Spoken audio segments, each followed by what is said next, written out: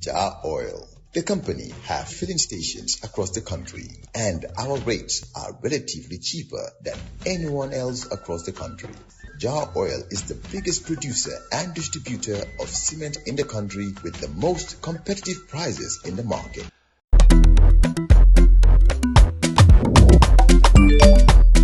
Excellent jams, Wave. Yo, apply. Yo, luta do dede. Luta mo nulo jel mo to nga andil mahalis. Hello? Busel mo fine.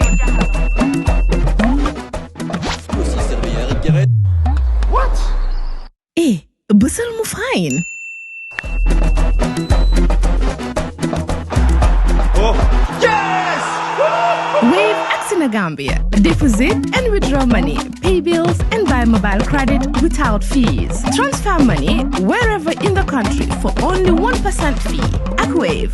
Busel mo fine? Wave. Your money is yours. It's Friday, the 30th of May, 2025, and live on West Coast Radio, it's coffee time with me, Peter Gomez. Thanks for joining us. My guest is Dr. Mustafa Bittaye, once Director of Health Services in the Ministry of Health. He's since moved on to become Chief Medical Director at the Edward Francis Small Teaching Hospital. Dr. Bittaye, welcome back.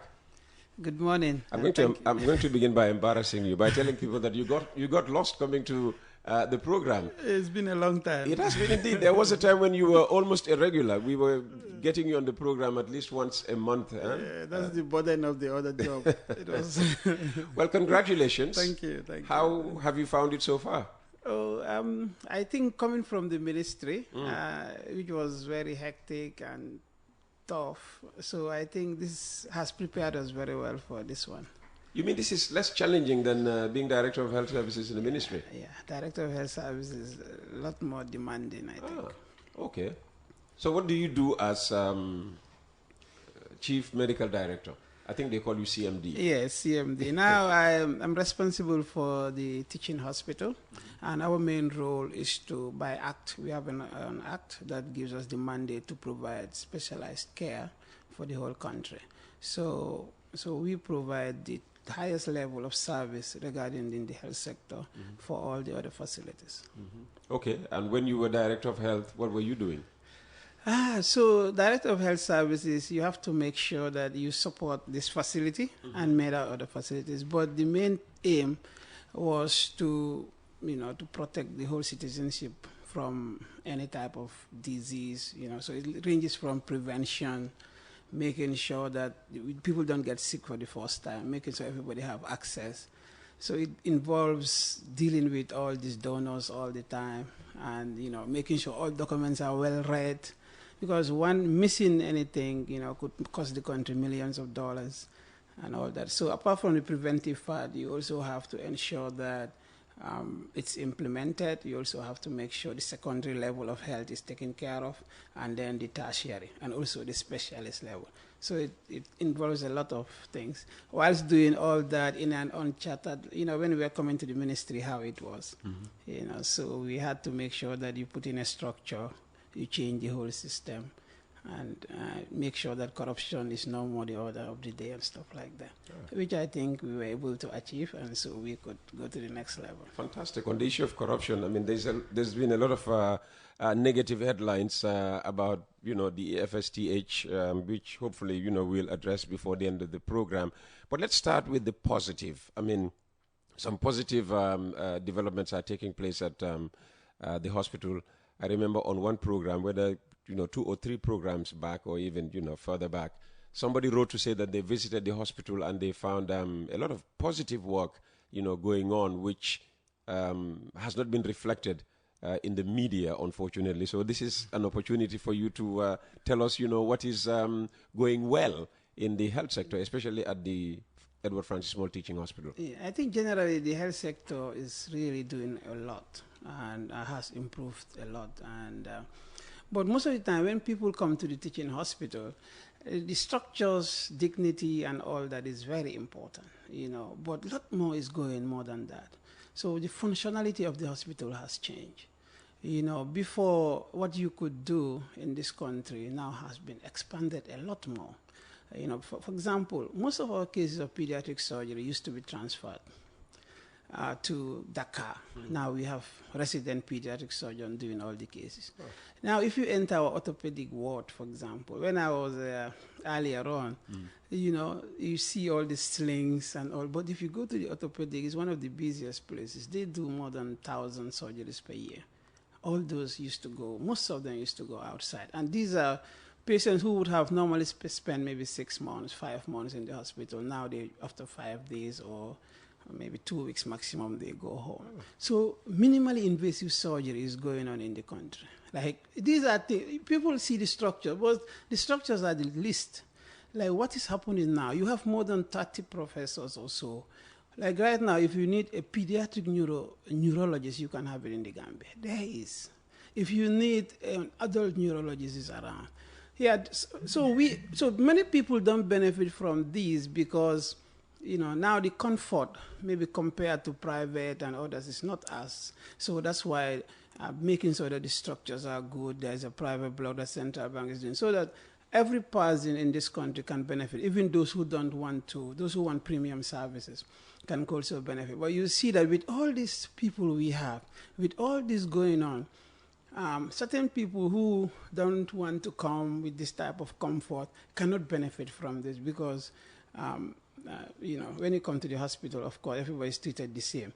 It's the diseases that we see, who is sicker and all that. So some of the people may not benefit because they don't have that premium services there, so that they just go to a private room and all that. But don't you have private wards in the hospital? Now we have, but it's been renovated to also a higher level. It's almost done. Central Bank is doing this for us through the police.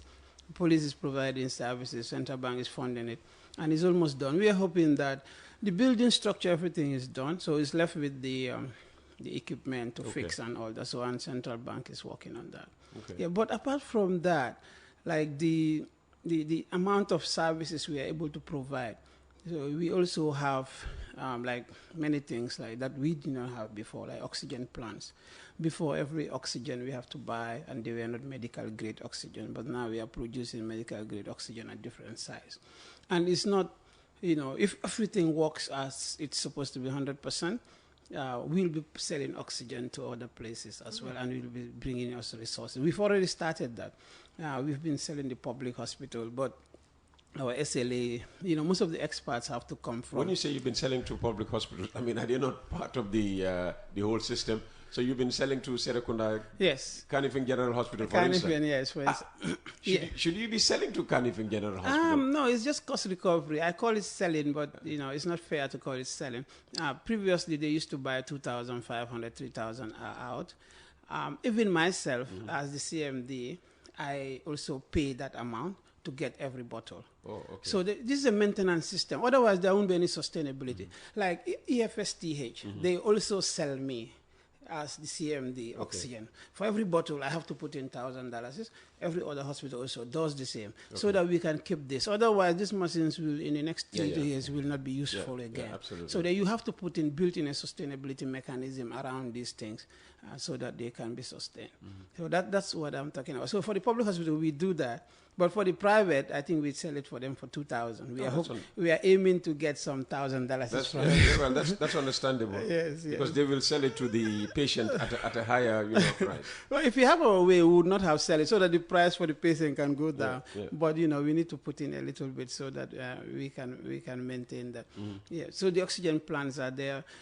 Recently, for example, we have, if you go to the, for example, our urology theater, before, it's new, donated by the First Lady with other. If you enter there, it's state-of-the-art, everything. Our urology, something finally. No, you will not need that now. Most of it are 60 years above they deal with. I teach doctors. I am above 60. Yeah, for prostate, but they are very important, and they do a lot of work. If you enter there now, they are doing top. Before, these are minimally invasive. So if you do this type of cases, patients who used to spend 5 days, after 2 days can go home. And they are high levels surgeries that these similar people will get in the UK and other places. And people from Europe have come and they wondered, oh, this is here, taking photos and all. But you should visit. Why are we not getting this in the media? All you get is, there's no paracetamol. I went there, they gave me a prescription, but we'll get to that later on. Let's just continue with the positives. Yes. So, like, for example, if you go to our endoscopy now, we also do endoscopy. You have, in urology, for example, we have a... Remember that it's not everybody who's listening to you, is keeping pace with the language. Endoscopy, break it down. Sorry, like urology, usually they deal with men and urination issues and prostate. And I wanted to point out something. We have a Gambian there. We have two senior registrars who are Gambian, like they are specialists. They are Gambian. But we also had a professor who could even do transplant, renal transplant. He's with us. Renal kidney? Yeah, he can. Yeah. And we think that very soon we should be able to do that even there. And so, but recently he's left and we're trying to get him back because his university had to get him, by force. He was from where? Nigeria. Nigeria, okay. Yeah, so I'm trying to tell you the level of people we have. Many people will not know that caliber of person is here with us. The other place I was talking about, endoscopy, like when we use these small cameras to see what is going on inside the body so that you don't have to do cut and all, our endoscopy unit is doing so well. And it's well equipped? It's well equipped. You should visit. Yeah. I will. And then we have, the good thing is we have also Gambians there. We have expatriates, of course, they are supporting as well, but we have Gambians, so there's sustainability built in it. Because these Gambians are married here, the children are here, so they are not likely to leave. Okay. You have neurosurgery, John Jabang and others. The other good thing we are doing is to build sustainability. Is we've started training doctors, specialists here in the Gambia. Well, it's supposed to be a teaching hospital. Yeah, we've been teaching I train here as a junior doctor. And as a medical student. So it has been a teaching hospital for a long time. But to be a teaching hospital and training doctors to be specialists is quite different. It's a big jump. When I was away in Ghana, I was paying $10,000 every year with all my colleagues, paid by the government, in Ghana to do my specialization. So that's how expensive it was those days. I don't know how much it is now. And during that training, you are providing services to people because you're already at a high level, although you've not finished. So you're providing a lot of services. Now we are doing that in Gambia because now we have more than 10 different specialties that we have accreditation for, that we can do training here. And so it means that the Gambians now will be training. I can even tell you that we have our first consultant radiologist for the first time ever in this country now, a Gambia. She's gone to Ghana. That's where she did the total training for her. But she's back. The name of Fatmata Jabate. And she's now here providing services. The two urologists I talked to you about, the specialists, they are Gambians. They are trained here, went to do their exams outside, and they are doing so well internationally, like UK exams, all that. If you come to pediatrics, recently we have about 9 people who did their training here, went to Ghana, passed all the exams. They are here, 9. These are specialists based here. If we were able to retain them, because they are highly sought after as well, so everybody needs them. But what we used to bargain, because our salaries are not, for example, matching others, but their kids are here, their wives are here, so it's very difficult for them to detach. But we have to see how to. So what will it take to keep them here? Because you're saying if we can keep them, so what will it take? They have to be motivated. And one thing I've realized since I came to the place is one of the best ways first to motivate these people, the nurses, the doctors, these professionals, is to make sure that in their working environment, they have all that they need. Like they are able to do, they have the basics. Yeah. Their salary is coming and it's okay. Even right now, the salary we are given sometimes is a little delayed. But since we came, we are trying to push hard so that it's not delayed. The facilities they use for they don't get paid on time. They get paid, yes, but not always on time. Yeah, I have to say that. That's the truth. Since I came, I'm known for that, I've not been paying on time. But, when we have enough buffer to be able to cater for the salary, then we will not have to wait for any salaries that come in. We can pay every time on time. But really, that's one of the weaknesses I have. I've not been paying on time. And the other thing is Is that your weakness or weakness of the ministry? Yes, you're there, you'll take all the blame, but is it the ministry that ultimately... I have to take ownership of that because I'm the CMD. It depends on your advocacy. Because what I've learned is that there are certain things that we couldn't do. And when you go to the government, you put in your case. They always do it. Like we had a long time we couldn't have water treatment plant. Now we have state-of-the-art water treatment plant for the dialysis, and we required about I think $6.5 million to get that machine. It's been going on for so long, but when we put our case, it was very quick, and the government did it. So I think it's all the leadership. We have to take ownership and make sure that we put the right advocacy, push hard, and it's top of our priorities to make sure that the basic needs of these doctors and the nurses and all these professionals, that first their salaries have to come. They have their basic needs, their toilets, all these small things needs to make sure they're available. Absolutely. Their rooms. Yeah. They cannot be taking care of patients and be suffering. So we've not met that yet, but those are things we are working on. And the other thing after that is to make sure when as a doctor, as a senior specialist or what, you need to be able to provide the services you are trained. So we need to make sure that the backup things they need are available, like the laboratories, all this thing. And we have worked very hard on that, especially in Banjul. And we hope to step it up to Nemba and to other places. So what's the state of the lab in EFSTH? Yeah, in EFSTH now, we have a very good arrangement with a private lab where we do a PPP. And so most of the tests I can say there can be done there now. Is that the best arrangement? Would you not be better off having your own lab? No, we have all the equipment. The equipment we have, we don't think anybody have that in the Gambia. Yeah, but the lab is not yours. You're working with a private lab. So the arrangement we have with the private is that they have to provide the reagents, one, and two, they have to make sure there is no downtime with the machines. So even if a machine, we own all the machines, we own the electricity, we own the building. Why not train the personnel so that we own the personnel as well. Yeah. But now the reagents, because these are specialized areas, and most of the train people to become specialists. I mean in reagents. No, reagents is that if you are a distributor for one machine, for example, you are licensed to have those reagents, you are licensed to maintain those machines. It's not like, so you should work with those. Even if you go through a middle person, most of the time they will have to go to that person again. Because each country, these institutions, they license certain groups. So we are smart. What we do is we work straight with those people who are licensed to maintain, and we have this arrangement with them. So they provide us the reagents. So there's no middleman between us. And anybody you have used might have gone to them again. And they also maintain our machines because they are the ones licensed to maintain this machine. Oh, that's very good. Yeah. So now you've succeeded in cutting out the middleman. yeah. In this case, and what it does is that they help us to, even if the machine has a problem, they could come take the machine out, bring their own machine, whilst we work on it. But this we are only able to do in the main hospital in Banjul.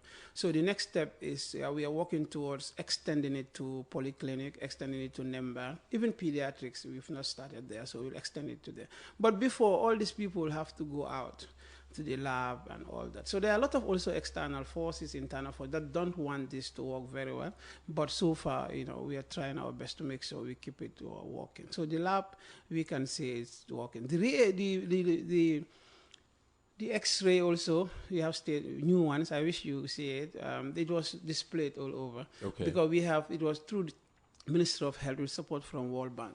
So we have about 5 X-ray, very nice digital X-rays around Banjul. Is this the same thing as CT scans? No. So this is X-ray just for the bones. We need to have similar one also in Nemba, but in Banjul it's working well. It's a good one. So for the CT scan, what we had 2 slides CT scan, 4 slides. They are obsolete. They are not. The parts are not even being manufactured now. So it's so difficult. In other words, I have good news for you. On this ground here in the Gambia, we have the CT scan for EFSTH, and you will not believe that is a 128 slide CT scan. What does that mean? 120, like before. Is that the top of the range? Like the highest we have in the Gambia so far is a 16 slide. Oh, 16. And that's in the Egyptian hospital. So in our teaching hospital, we used to have a 2-slide CT scan for many years. That was given by Taiwan. Then recently, about maybe a decade ago, we have a 4-slide CT scan. But now we have a 128. 128. So this helps with this is like I don't know in the sub-region, but I'm sure it's one of the best because it's very good and it can help improve the diagnosis and all that. We also have an MRI. The Tesla is still not like the CT scan, and we are working towards, with the government, the Minister of Health is working towards getting another MRI. But we have a working MRI. We have a CT scan on the ground, but we have to put in a mechanism to make sure that it's fixed. But when it's fixed, maybe we'll have to have a relationship, just like we are having with the licensed authorities, to maintain it for us for some time, because we need it running. It's good to have this equipment, but if you don't have a sustainability system, like what I'm saying with the private institution, sometimes, the maintenance and all that, because these are licensed people by the Siemens, for example. So if you allow anybody else to be touching it, you lose your warranty, you lose all that, and then they cannot even maintain it. So all these institutions want to maintain their machines to be of high quality all times. Of course. And that's why it's best to use their people. So right now we are at the stage where we are working on the room. Gumworks is contracted. It's supposed to be contracted. The letter is not yet signed, the draft DMC. But once they are contracted, they will start the works. Because it's different. It's 128 slides. So where the former CT scan was cannot be used. It must be improved because of the nature it is. So that's where we Is it a huge machine? Yes, it's huge. But not only that, but you need to protect the people around it because of the radiation that comes out. Where we are going to put it, a CT scan was there, but the strength and all that are different. So you need to redo the whole room. And this is just a room, but the specificities required, those are what is expensive and the capacity needed. And so we are working with Minister of Health so that they support in that process, and then we can do it. Very good. So that's for CT scan? Yes, that's for CT scan. We have MRI. But there are a lot of things coming on. One thing we used to have, I don't know you remember, but Nawek has been wonderful to us. They've been wonderful to you? Yes. They've not been to us in Serekunda these past... I hear people talk about Nawek, but Nawek is one of the best friends of EFSTH. Well... So I will never allow anyone to say something against Nawek anywhere, never. Because for EFSTH, we are so grateful to them. Because, before, many of these surgeries and all used to be cancelled, and because of lack of water, lack of this, they have to come in, because in Banjul we need this big tank, and there was one tank in Kanila which was not being used and was proposed for this, and we're still working towards getting it, and when we get it, we resolve our problem. But still now we have water problem sometimes, because they only push water once sometimes in Banjul, and because of that you might have difficulty maintaining our tanks twice or three times. So we need a very big tank. But what they've done is they've helped us to do some bypasses, and our theater, our laundry, and all that. Nowadays we are able to have water all the time. We have a new unit coming, the Eye, which is sponsored also by one side. That is a vision center, and is supported by our eye care program here. It's almost at the end stage, and we are able to provide these glasses to people and all that. So we have the drugs you've mentioned, but maybe we'll talk a lot about that. But one other thing we have is, for example, our pediatric surgery I talked about was recently done. The ward is so nice now if you go there for the children. And it was done by Cornerstone. They help us to do that. It's a lot of expense. Our theaters, both at maternity and the main hospital. Also, Cornerstone wants to do the... Who's Cornerstone? Cornerstone... I think it's a company here that does roads and buildings and all that, but they're very supportive. Yeah, it's headed by one Alaji Sanyang. Well done. So they've been supporting us. So like what they did in the theaters is that before, when light goes off, before our generator comes on, so there can be some interruption in the theaters. Yes. So they put in some lithium batteries with solar systems and all.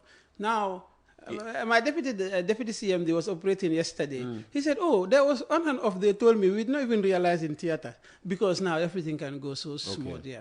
Salifu Jaita did the same for us in maternity, and this Cornerstone is also doing similar one in Nemban.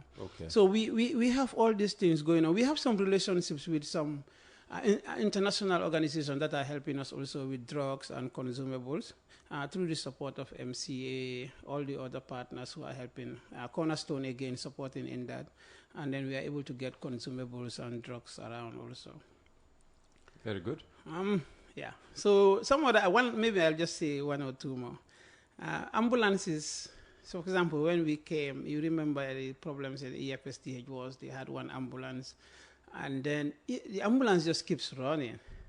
Yeah, because you have Nemban, you have EFSTH has 6 to 7 sites now. Oh, yes, different areas. So you apart have from Yundum, Nemban and Polyclinic, where else? you have Yundum. Yundum, we have the multi-drug resistant TB group there. We have a place which is secluded and all where we take care of those people. Okay. We have Tanka. It's where we take care of mental health issues and all that. That's also around Salaji. Then we have Nemban. Nemban is here. We have Sanatorium.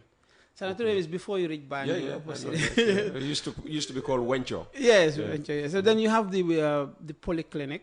Then you have the pediatric side there, and then you have main side in Banjul. So there are differences. So you have one ambulance that time running all this.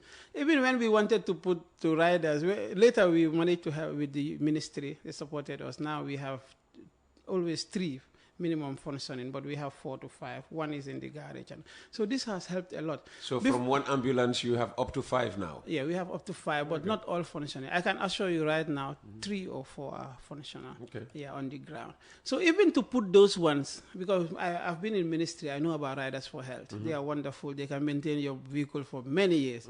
So we said, okay, we are going to put this on the riders. But they said, look, with the way that your vehicles run, like, no, this will not be. Oh, they wouldn't take you. So we had to put in a mechanism where now we make sure that 2 work in the day and 2 at night, because you have to keep moving patients from one area to another, or moving doctors from one area to other to see these patients, and so that has made it very difficult. But we will need more, of course. But if you tell people that I already have 5 and I want more, they will not understand. But this is the reason. Yeah, but it's helped. I mean, if you establish, the need, people will understand. Yes. That's the problem. Well, not a lot of people would have known that apart from the main hospital, EFSTH, you're also responsible for, other satellite units. Yeah, there are many other satellite units we are responsible of. Yeah, so there's so much renovation going on done by the government. Like the polyclinic alone is more than 33 million. The main hospital more than 143 million dollars is worth of renovation that are going. If you now go to our wards, this is the last thing I want to talk about, because that's not our main thing, but it's very important because our current minister and the president, they want, and we also want the hospital to function, so that you have the required people, the required equipment and all. But also we want dignity for our people. So now if you go there, the wards that are done, you have ACs, nice light. If you just enter, you'll be happy. So this is what we are doing now. So we've done, it's almost 75% done in most areas, generally, to give a rundown. But the work is ongoing. Yeah, I was there a few weeks ago, actually. You helped me gain access to, a patient I came to see, and I was surprised by what I saw at A&E. Is that still where you have A&E? Yes, but that A&E is almost done, but it's not ideal yet, because we are doing some works at the other place and there's pressure still. Okay. So once we are finished with those wards and move them, you will see how it will. Yeah, but what I saw was, unbelievable. Yes. New tiling. The oxygen you spoke about, pipes running all over the place and all of that. They were cleaning virtually every minute. Yes. So that's how it is now. But that is even like, you can say 80%. Once everything is done, and it's because a little bit overcrowded, we've put in some more beds and all. But once the other areas are done, you will see patients will be freer, the environment will be cool, you will not see many people. So that's how it should be, so that you are dignified. Like you don't have to come to a place that's crowded. And so this is the aim that we are trying to achieve. And we've gone very far. And I think with the support of the populace to bear with us for a short period, inshallah, we'll reach that level where we will make sure that anybody who enters these hospitals will be dignified and will get the best care. Fingers crossed. It's all that, we pray for. Well done. Jar Oil, the company, have filling stations across the country, and our rates are relatively cheaper than anyone else across the country. Jar Oil is the biggest producer and distributor of cement in the country with the most competitive prices in the market.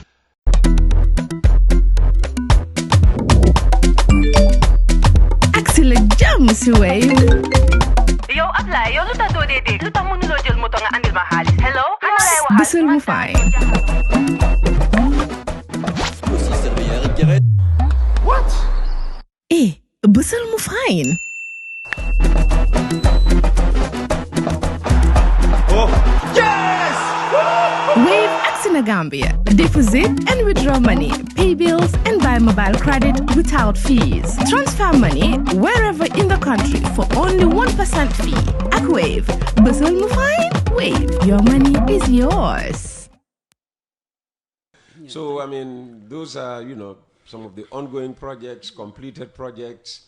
Let's now look at challenges. All right? You spoke about drugs. People continue to complain about drugs. Do you have enough drugs at EFSTH? So, no, we don't. But we have the life-saving drugs in So, like out of 400 consumables that we need to buy to make sure that all this. So, we've selected about less than 100 that we make sure they are never run out.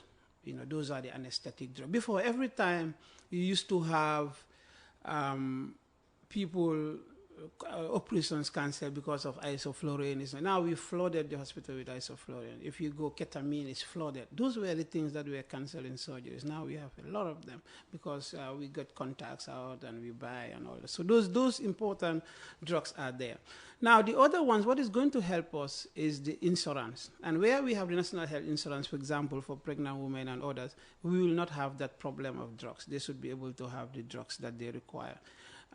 But for the others that are not life-saving and others, people will expect that if it is available in country and others, it will, but it's not always constant. It's up and down. So there are no guarantees that, every time you go to FSTH and need paracetamol, you'll be given paracetamol. No, I think this is a big problem that Gambia need to understand.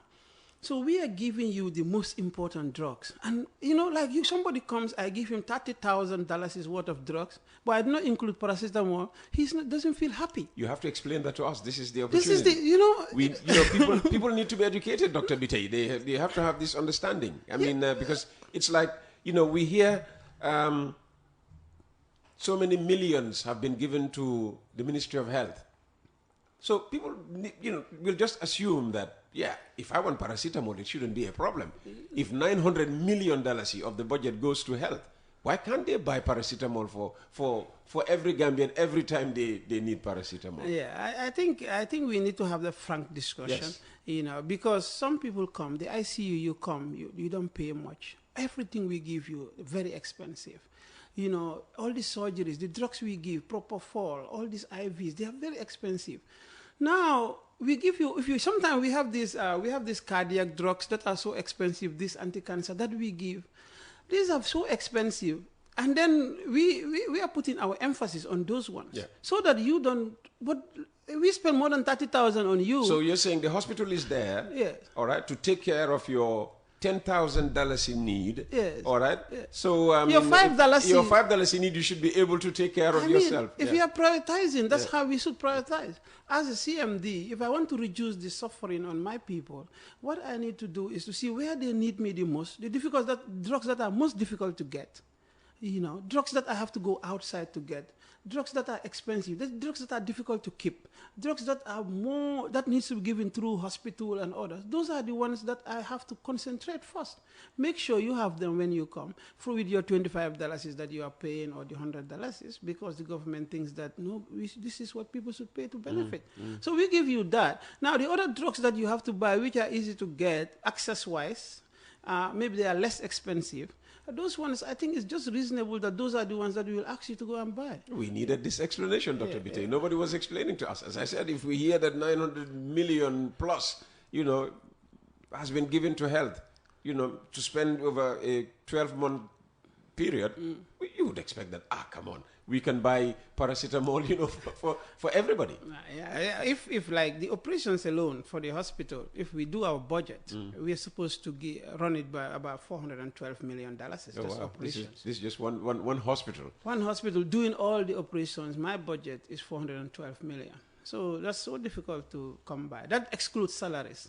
The salaries, if I have all my manpower, what I need is about more than 56 million every month. 56 million every month on salaries alone? Yes, if I have all my manpower. What?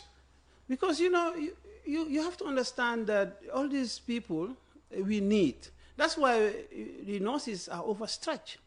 Now, if you go to my hospital, you will see 5 nurses taking care of 20 patients or more. So they are all overstretched because people may say, well, that doesn't sound a lot. 5 nurses taking care of 20 patients is just 4 patients per nurse. Yeah, so that's why you need to now families have to be there to support and all that, because sometimes 2. What's the ideal patient? The ratio is that if you go to the ICU, it's 1:1, and if you go to the main wards for trained nurses. This I'm just counting all, but for trained nurses it will just be 1 or 2. Then you have others will be nurse attendants. For the general wards it's about 1:4. Okay. Yeah. But for the ICU it's 1:1. That's on the nursing side. What about the doctor's side? Oh, the doctors we are very, very low on that. Generally as a country. With all the training that is taking place at the UTG? Yes, because what we need as a population for every 1,000, I think we need about 7 or so, and we are getting, if you look at our data, it's about 1% or less, something like that, for the country.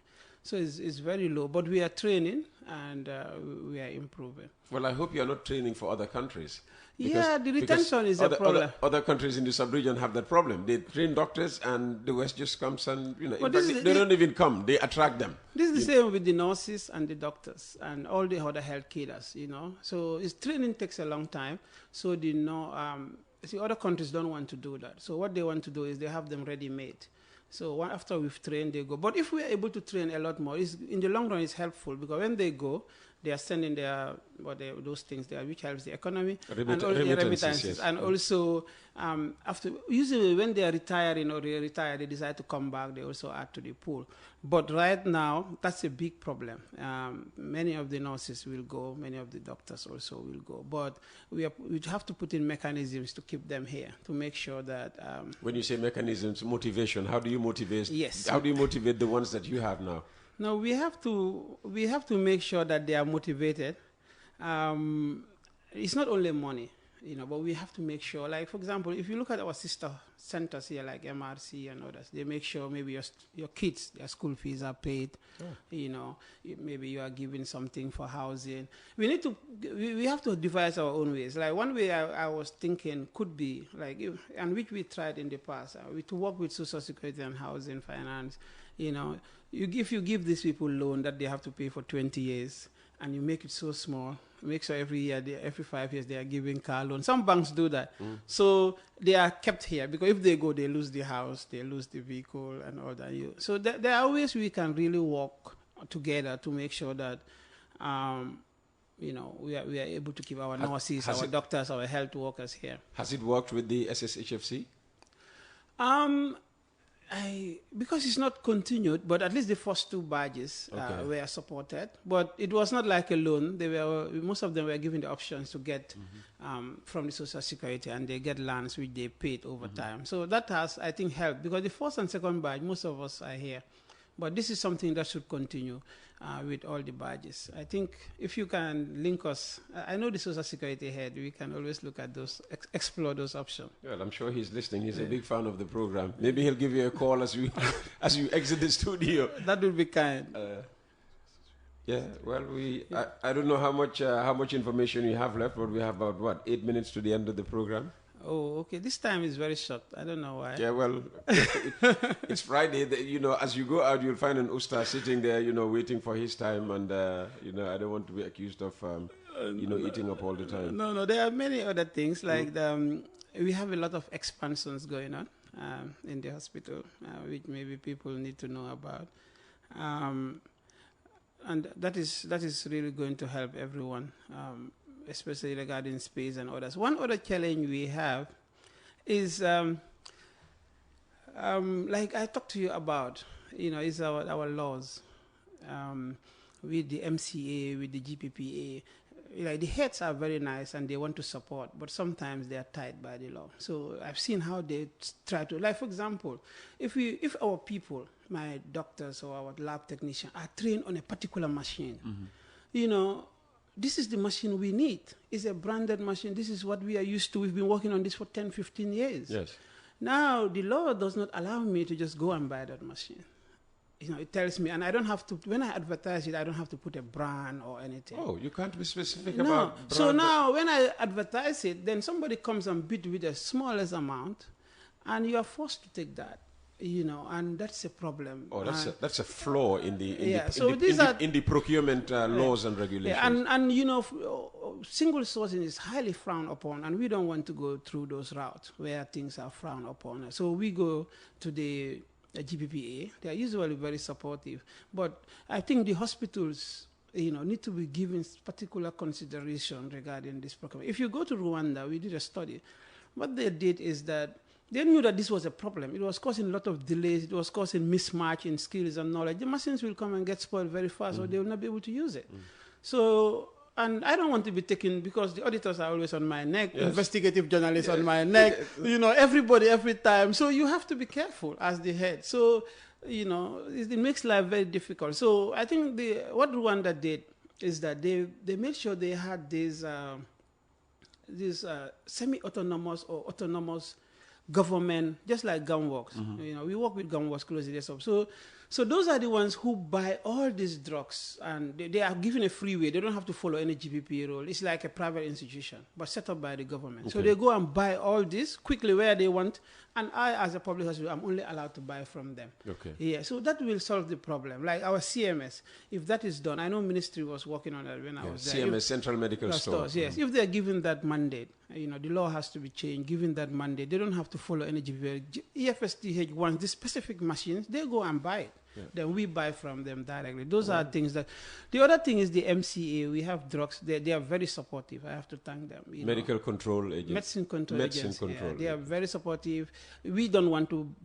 We are following the law to the letter as a hospital, because we have to follow the law. They are very supportive, but the rules have been very strong, and they will also not go against it. So, like sometimes when I want to order certain important drugs from outside, it's very difficult, because if they are made somewhere and brought through America and all that, they have to follow the law, which I agree. But I think Ministry of Health is looking at changing those laws, but we all need to support that system. I know the health chairman committee for the National Assembly is also working on it, and everyone needs to support that endeavor so that these things are changed and it can make life easier for us. And many other things. I don't know whether time is up, but I have to thank Nawek, Cornerstone, all the people supporting the hospital, especially the First Lady and many others who are supporting us too. No, what your appearance on the program this morning has done, well, for me at least, is to make me understand, some of the difficulties, you face that were not discussed before, and for which people always wondered, why can't they see that, there is need for paracetamol to be available all the time? Now, we are not aware that you are saving, far more lives than trying to address people's complaints, which don't lead to deaths anyway, and which may not always all be as a result of, quote-unquote, avoidable death. Somebody who comes there, doesn't get paracetamol, will not leave there and die the next minute. No. All right, they could always call somebody, I'm on them na lopitan, why paracetamol sa johin mo ko? Johin the paracetamol. They can rage and rave, but they will get them paracetamol, and that problem will be taken care of. Whereas, like you say, some of these heart, drugs, maybe the patient needs it in a matter of what? Sometimes minutes. Minutes, exactly. They don't get it immediately, they die. They die. Yeah. Where do you put the emphasis? Yeah. So we are happy that people can go and complain, because it helps. So you're prioritizing in a way that the general public, is not seeing Yes. and therefore does not understand. Yes, And that's- it takes dialogue. Let's talk. Even when you are criticized somewhere, go out and explain why the situation was as was, and is leading to probably unwarranted criticism. Peter, it's like been 1 year. The truth is that for us, the way we look at it is like you are doing what you think is the best. You cannot be answering all these questions. Just focus on it, do it. And when you leave the legacy behind. So you cannot answer all these questions, but do what is best for the people. Yeah. And then that's Unfortunately, you've taken over an EFSTH mired in controversy, accusations of corruption all over the place, misuse of funds. I have a text message here that I want to read to you. Good morning, Peter. Good morning, Director of Health Services. No, he is now CMD, Chief Medical Director. Considering the ongoing reports of fraud, embezzlement, and the looting of the National Medical Store, why has the Directorate been slow to seek the assistance of the Special Economic Crime Unit? I think he's still considering you to be Director of Health Services of the Gambia Police Force in investigating and prosecuting these cases. What steps will you take to improve the speed and effectiveness of your response to serious allegations? Let's, narrow this down to the situation at EFSTH, where there have been all sorts of allegations of, misuse of funds. There's a headline today, $1 million seed that, diverted to the account of Dr. Janyu, I think was the deputy CMD at the time, yes? Yeah, so this is true. We have a big problem in the past, and this is why, they thought that I should come to see how we can support them. The reason is that there's an audit report that has shown all this, and it's now being investigated by the police. And I think most of it is that the systems are not put in place, and we are trying to do that now. So there should be, the systems should work, you should have a procurement that is working, you should have, a mechanism that will pick this, and there should be independence of these different, within the institution. If procedures, I think in the past, procedures were not considered to be like topmost important. Now, I've done that in few occasions where they come and tell me a patient needs to do this before, otherwise he's going to die, or there's no fuel in the ambulance, the patient. So once I did that. But then you have to put in a mechanism that doesn't happen again. You put in a fueling mechanism to make sure now there is always fuel enough, all that, so that it doesn't happen. But it cannot be routine. Yeah. It cannot be every time, because you have to. It cannot become the norm. Yeah. So, and I think in the process is that the idea was, let's save the life of the patient. You just go buy drugs from the pharmacy, bring and take to the theater. There's no documentation. When the auditors come 2 years after, there is no documentation. So they believe it was not done. So the patient has survived and gone.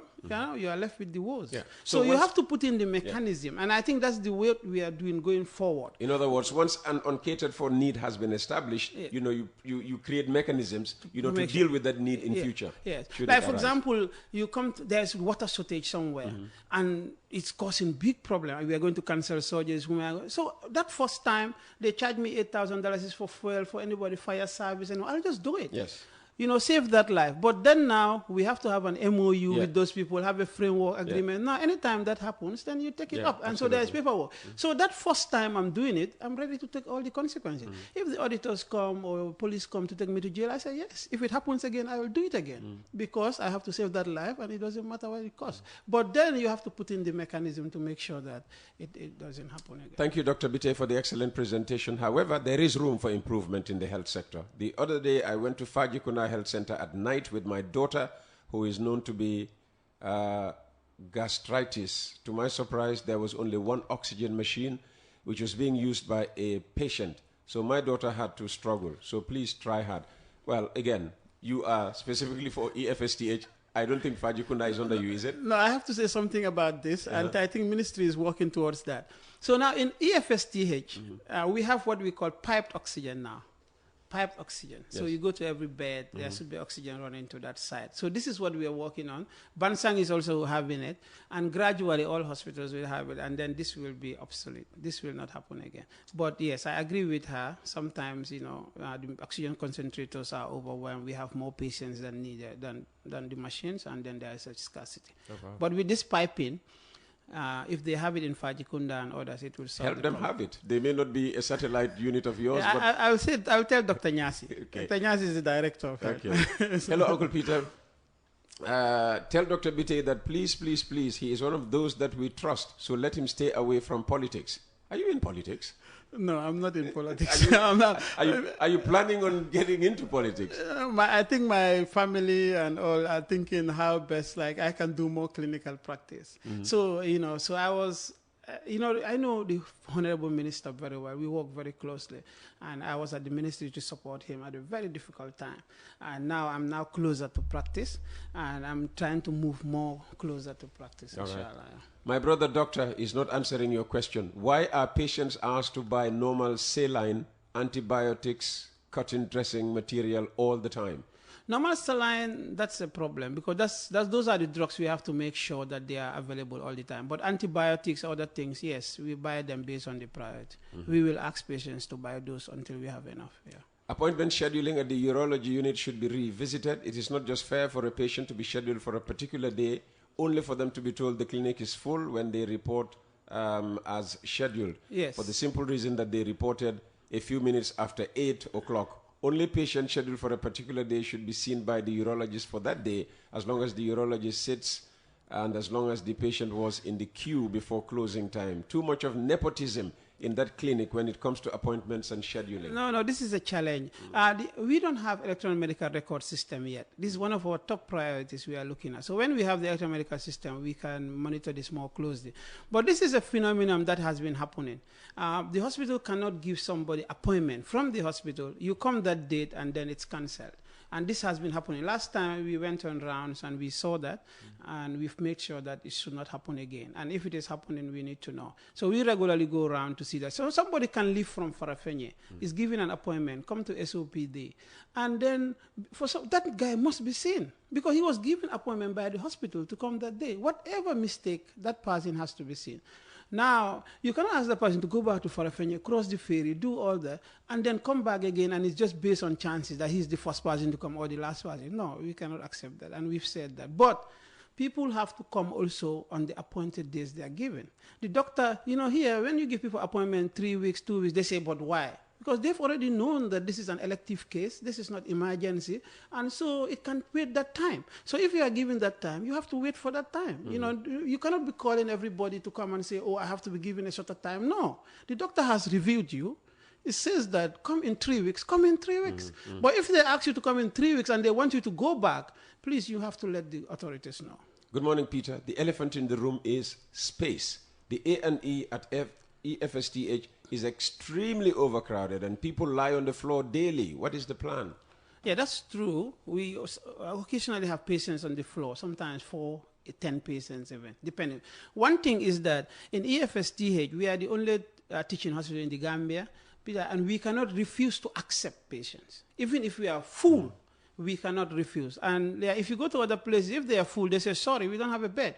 But here, if we say, sorry, we don't have a bed, people die. So people need to understand and applaud EFSTH for taking every patient. That's the first thing people need to know. That our hospital, we are not saying no to any patient. No matter how full we are, we'll take you. And then try to create space and take you. So that should be applauded. But now what we are doing is now to expand. So those expansions are going on. And we are also going to use the sanatorium. So work is going on here so that we use it. So that we don't want people on the floor. We don't want patients. We get in stretchers and others to put them there now. And we are trying to improve that. But whatever we do, when it is full, all the capacity is full, you have patients on the floor, and we will expedite means to discharge and do things, wiggle around until we have extra beds. Sometimes we put extra beds in places that are already full, just to accommodate more people. And I think it should not be seen negatively. People have to applaud it because we will never refuse a patient. If we start saying, okay, when we are full, we will not take any other patient, what happens? Where do they go? A lot of lives will be lost. Yeah. Good morning. Well done, CMD, with your team. You need to be You need to do more public image. We Gambians demoralize our own doctors and institutions. The private clinics, whenever they fail on patients, they rush them to the main hospital. Do you see that as a problem? No, that's not a problem. We are the teaching hospital. We welcome referral from anyone, please. But do it on time. Like, don't wait till it's too late. So when it's too late, it takes more resources. It's riskier for the patient and everything. So any private clinic, any public hospital, anyone, follow the referral system, refer on time, preferably, please. But everybody is welcome at all times to the hospital, and we will ensure and do our best to make sure we take care of them. Even if there's no bed, we will take them in. We'll make Mr. Kande's text message the last one, because I can already hear the voice, I think, of Baye Mukhtar Toure and Lamin Cham outside. Good morning, Uncle Peter, and your guest, Dr. Bittaye. I was also at the EFSTH yesterday, and really I saw a lot of improvements in terms of services, though I still had to buy medications for my patient. I have to apologize for that, but this will be ongoing for some time, especially the buying of the non-expensive by antibiotics, dressing, paracetamol, and others. But the most important drugs, we give them when they need it, sir. Thank you. Fantastic. And maybe one final message before you leave? No, just to thank you, and I think to thank the government and Minister of Health. I think they've been very supportive. And Peter, I have to tell you that I have very important donors who are also very supporting the hospital, and really we cannot thank all of them enough. And we encourage the public to please understand us whilst we go through this process. Inshallah, when all this is ready, you will see a big improvement at Polyclinic, at the main hospital in Nemban, and all this. Dr. Bittaye, thank you very much for your time this morning. Thank you. Thank you. Dr. Mustafa Bittaye, Chief Medical Director at the Edward Francis Small Teaching Hospital, the Gambia's main hospital in Banjul. Ending this morning's Coffee Time with Peter Gomez. It's also the week's last program. When we come back on Monday, God willing, I'll be hosting Lamin Mane of the UDP, but also helping you get your Tobaski ram, probably without even leaving the comfort of your home. So do come along on Monday to find out how to get your ram easily. Jar Oil, the company, have filling stations across the country, and our rates are relatively cheaper than anyone else across the country. Jar Oil is the biggest producer and distributor of cement in the country with the most competitive prices in the market.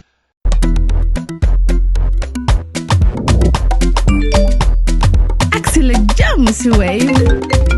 Yo, apply. Yo, luta do de de. Luta mo nulo jël moto nga andil ma xaalis. Hello? Ano lay waxal? Bisul mu fine. What? Bisul mu fine. Oh, yes!